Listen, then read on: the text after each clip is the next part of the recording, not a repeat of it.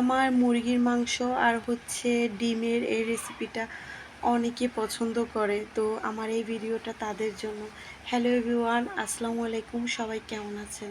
আলহামদুলিল্লাহ, আপনাদের দোয়া এবং ভালোবাসা আমরা আছি, অনেক ভালো আছি।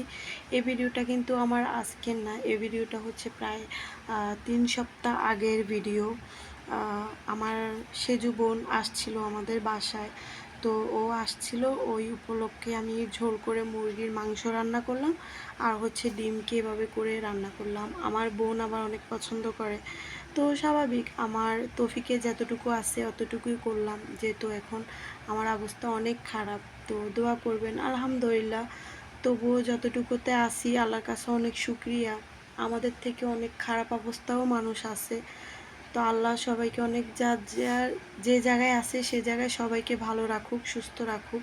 আমি এখানে কখনো কাউকে রান্না শেখাচ্ছি না বা আমি কাউকে দেখাচ্ছি না। আমার ভালো লাগে তাই আমি ছোট ছোট এই ভিডিওগুলো দিই। আমি অনেক দিন পর্যন্ত ভিডিও দিচ্ছি না, প্রায় অনেকে আমার এই চিকেন রান্নাটা আর হচ্ছে ডিমের এই রান্নাটা অনেক পছন্দ করে। অনেক ভাইয়েরা আমাকে অনেকবার রিকোয়েস্ট করেছে আমি ডিম রান্না কিভাবে করি এটা দেখানোর জন্য, বাট আমি সময়ও পাই না, ওইভাবে রান্না বাড়াতে যেতেও পারি না বা করাও হয় না। করা হলেও আমি শর্টকাট করে ফেলি বা ছাড়ার ওই সময়টা পাই না। তো আজকে ভাবলাম চলো এই ছোট ভিডিওটা ছাড়ি দিই। সরি, যেহেতু আমরা বাঙালি আমাদের একটু ভুল ত্রুটি হতেই পারে, সবাই ক্ষমা দৃষ্টিতে দেখবেন। আমার এখানে কোনো কিছু ফেক না, যেটা রিয়েল আমি যেটা করি সেটাই দেখাচ্ছি। আর আলহামদুলিল্লাহ আমি কোনো কিছু ফেক দেখাই না, যেটা আমার রিয়েল আমি যেটা করি ওইটাই আপনাদেরকে দেখাই বা শেয়ার করি।